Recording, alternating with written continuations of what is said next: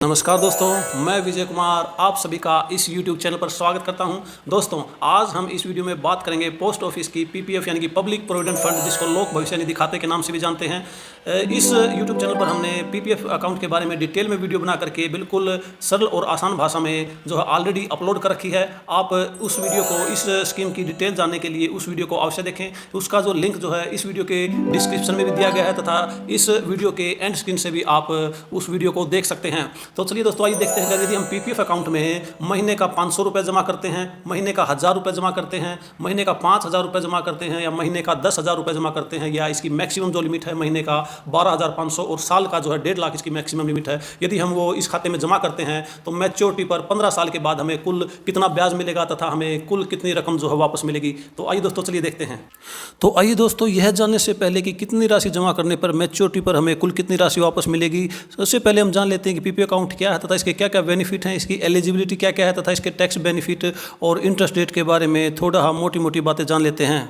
इस वीडियो में हम जानेंगे कि खाता कौन खोल सकता है तथा खाता कहां पर खोला जा सकता है, मिनिमम एक खाते में कितनी राशि से खाता खुलता है तथा मैक्सिमम लिमिट इसकी क्या है, खाता खोलने के लिए किन किन डॉक्यूमेंट्स की आवश्यकता होती है तथा खाता खोलने के लिए एज लिमिट क्या है तथा खाते में निवेश करने की अवधि क्या है तथा खाते की परिपक्वता होने की कितनी अवधि है। इस वीडियो में हम जानेंगे कि यह खाता जो है बीच में बंद किया जा सकता है तथा प्रीमेच्योर क्लोजर किया जा सकता है क्या, इसकी ब्याज दर क्या तथा खाते को बीच में निकासी यानी कि पार्शियल विड्रॉल की जा सकती है यानी खाता ट्रांसफर किया जा सकता है या नहीं, निवेश पर इनकम टैक्स में छूट प्राप्त होती है या नहीं, इन सब सवालों का जो है जवाब हम इस वीडियो में जानेंगे।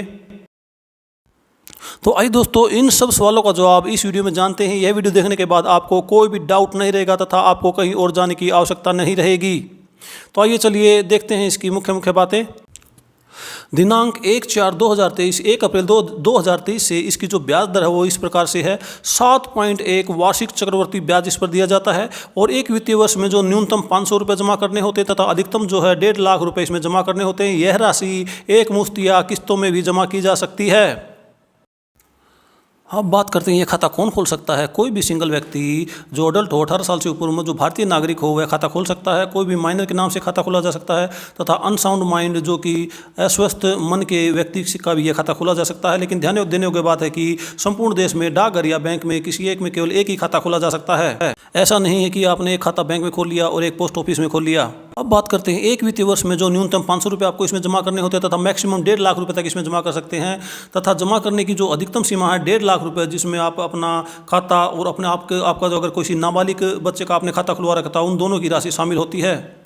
अर्थात यदि आपने माइनर के नाम खाता खुल रखा तो वह राशि भी आपकी राशि में ऐड की जाएगी। एक वित्तीय वर्ष में कितनी भी किस्तों में पैसा जमा किया जा सकता है, लेकिन शर्त यह है कि जो जमा की जाने वाली रकम जो 50 के गुणनांक में होनी चाहिए। मैक्सिमम 1.5 लाख रुपये जमा किया जा सकता है। खाते में जो है आप नया खाता खोल सकते हैं। डिपॉजिट जो है चेक से भी करवा सकते हैं और नकद भी करवा सकते हैं। चेक के द्वारा अगर आप डिपॉजिट करवाते हैं तो चेक क्लियर होने की तारीख ही जो है जमा की तारीख मानी जाएगी। अर्थात जिस तारीख को चेक क्लियर होता है वही आपकी जमा की तारीख होगी। अब बात करते हैं इस पर मिलने वाले टैक्स बेनिफिट के बारे में। तो यह जो आयकर अधिनियम की धारा 80C के तहत जो है इसमें टैक्स में छूट प्राप्त होती है। इसको EEE कैटेगरी में रखा गया है यानी कि एग्जेम्पशन। जब हम इसमें पैसा जमा करते हैं, निवेश करते हैं तो उसमें भी इनकम टैक्स की छूट मिलती है। इस पर मिलने वाला जो ब्याज होता है उस पर भी इनकम टैक्स की छूट होती है तथा मैच्योरिटी पर हमें जो कुल राशि वापस मिलती है, ब्याज और हमारा वैल्यू मिला करके कुल राशि जो वापस मिलती है वह भी टैक्स फ्री होती है। इसलिए इसको EEE कैटेगरी के अंतर्गत रखा गया है। एग्जेम्पशन। अब बात करते हैं खाता बंद होना या डिफॉल्टेड होना। यदि हम किसी वित्तीय वर्ष में इसकी जो न्यूनतम राशि है 500 रुपये जमा नहीं कराते हैं तो पीपीएफ का खाता बंद हो जाता है अर्थात डिफॉल्टेड हो जाता है। और इस तरह के डिफॉल्टेड या बंद खाते पर किसी तरह की कोई सुविधा नहीं मिलती, न ही तो निकासी की सुविधा मिलती है और ना ही इस पर जो है किसी प्रकार के ऋण की सुविधा मिलती है। इसलिए ध्यान देने की बात है कि आप पूरी कोशिश करें कि किसी भी हाल में आपका खाता डिफॉल्टेड न हो पाए।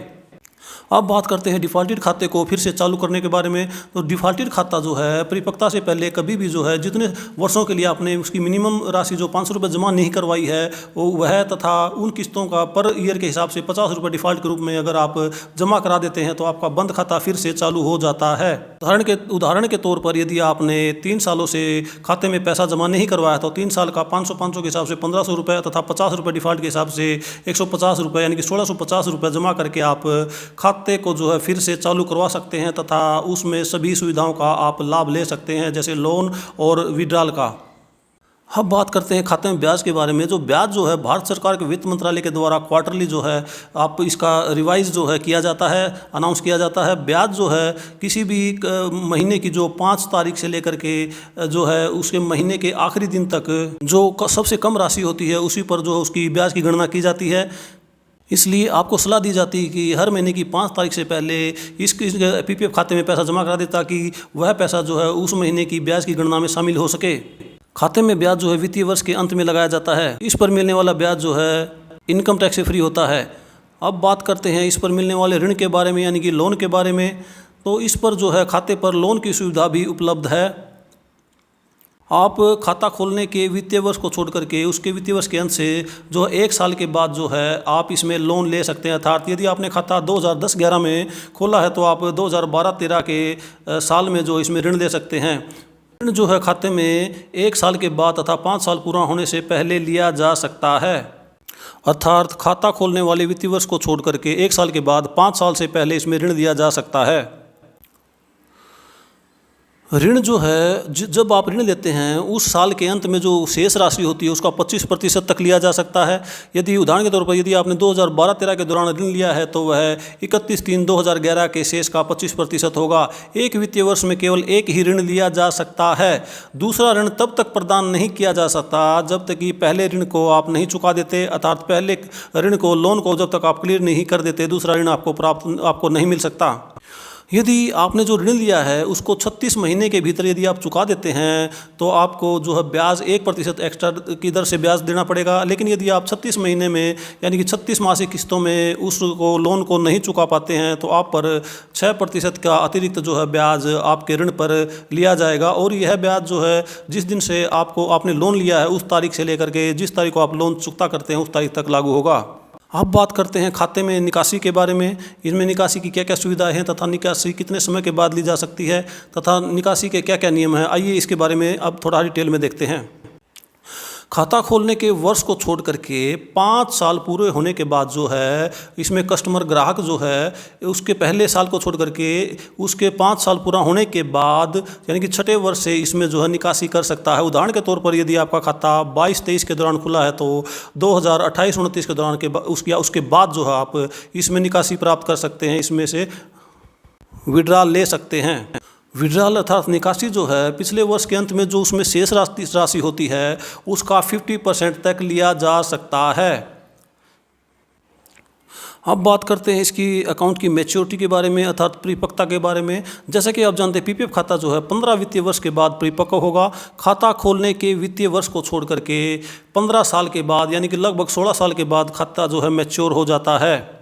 जब खाता मैच्योर हो जाता है तो जमाकर्ता के पास ये विकल्प होते हैं, या तो वो संबंधित पोस्ट ऑफिस में जाकर के पासबुक के साथ खाता बंद करने का फॉर्म जमा करके खाते का भुगतान ले सकता है, या फिर आगे जो है जमा किए बिना अपने खाते को जो है परिपक्वता राशि को बनाए रख सकता है तथा इसको अगले 5 साल के लिए 5 ईयर के ब्लॉक के लिए आगे बढ़ा सकता है। इस पर पीपीएफ की ही ब्याज दर लागू होगी और भुगतान किसी भी समय लिया जा सकता है या प्रत्येक वित्तीय वर्ष में एक निकासी ली जा सकती है।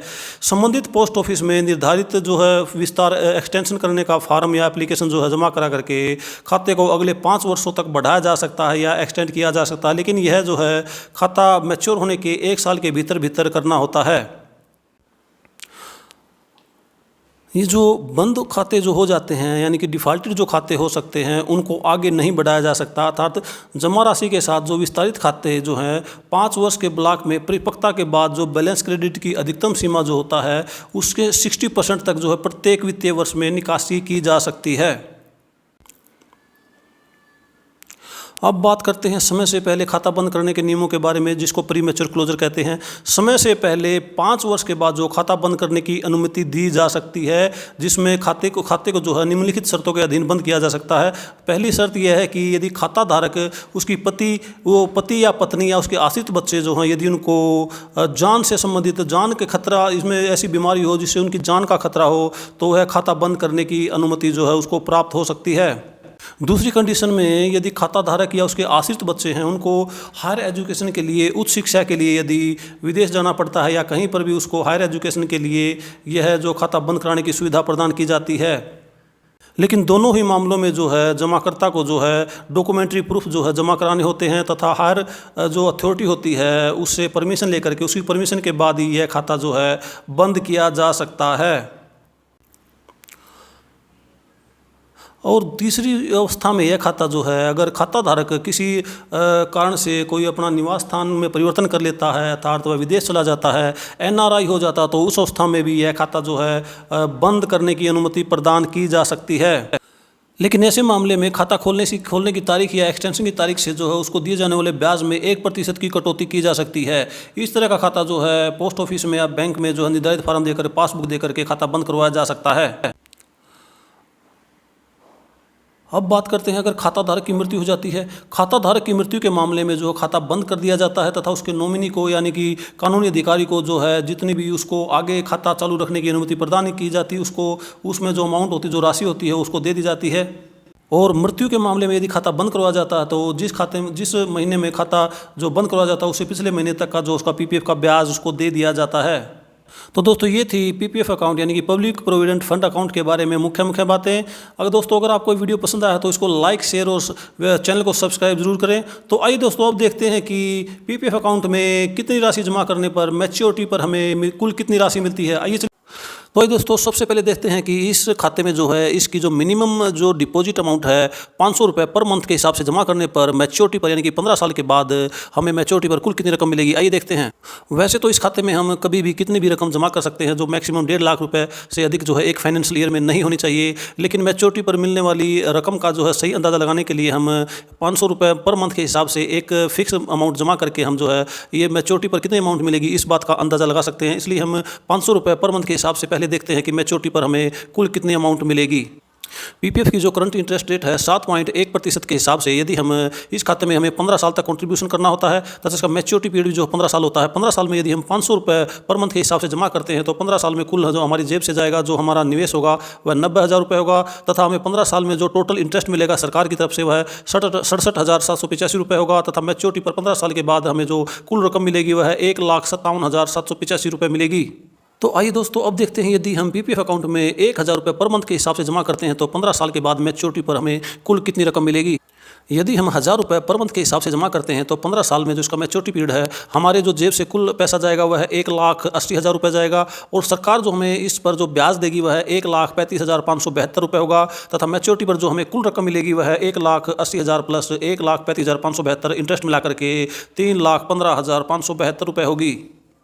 तो आइए दोस्तों अब देखते हैं यदि हम पीपीएफ का खाता 5,000 रुपये पर मंथ के हिसाब से खोलते हैं यानी कि हर महीने इसमें 5,000 रुपये जमा कराते हैं तो इसकी मैच्योरिटी पर यानी कि 15 साल के बाद हमें कुल कितनी रकम वापस मिलेगी। यदि हम इसमें 5,000 रुपये पर मंथ के हिसाब से जमा कराते हैं तो इसका जो कुल कॉन्ट्रीब्यूशन हमें 15 साल तक करना होगा तथा इसका मैच्योरिटी पीरियड 15 साल है तो 15 सालों में हमारी जेब से जो हमारा कुल निवेश होगा वह 9 लाख रुपये होगा तथा इस पर जो हमें ब्याज मिलेगा इस खाते पर सरकार हमें जो ब्याज देगी वह 6,77,841 रुपये होगा तथा मैच्योरिटी पर हमें जो कुल हमारी वैल्यू और इंटरेस्ट मिला करके कुल जो रकम हमें वापस मिलेगी, कुल हमें जो पैसा मिलेगा वह 15,77,841 रुपये होगा।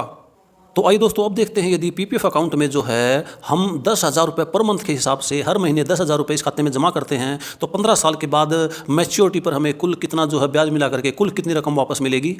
यदि हम 10,000 रुपये जो है 15 साल तक लगातार जमा कराते हैं तो हमारा कुल निवेश जो है इसमें 15 सालों में 18 लाख रुपये हो जाएगा तथा इस पर जो सरकार हमें ब्याज देगी वह 13,55,680 रुपये होगा तथा मैच्योरिटी पर हमें जो हमारी वैल्यू हमारी जमा की गई रकम तथा उस पर मिलने वाला ब्याज मिला करके कुल जो रकम वापस मिलेगी वह 31,55,680 रुपये वापस मिलेगी।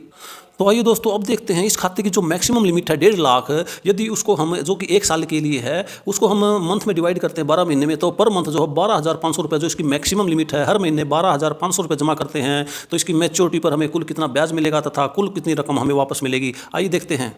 यदि हम पीपीएफ अकाउंट में 15 साल तक लगातार हर महीने जो है 12,500 रुपये जमा करते हैं तो हमारा जो कुल निवेश होगा पीपीएफ अकाउंट में वह 22,50,000 रुपये होगा और सरकार जो उस पर हमें ब्याज देगी वह 16,94,600 रुपये होगा तथा हमारा जो कुल हमने जो निवेश किया है वह रकम और सरकार जो हमें ब्याज देगी वह मिला करके यानी कि मैच्योरिटी पर जो हमें कुल रकम मिलेगी वह 39,44,600 रुपये होगी। यह रकम तब है जब हम इसकी मैक्सिमम लिमिट को जो है 12 से डिवाइड करके 12 यानी कि पर मंथ के हिसाब से 12,500 रुपये हर महीने जमा करते हैं। यदि हम 1.5 लाख रुपये एक साथ जो है एक साल में अगर इसको जमा करते हैं तो मैच्योरिटी की यह रकम इससे कहीं अधिक ज़्यादा होगी। आइए देखते हैं यह रकम कितनी होगी।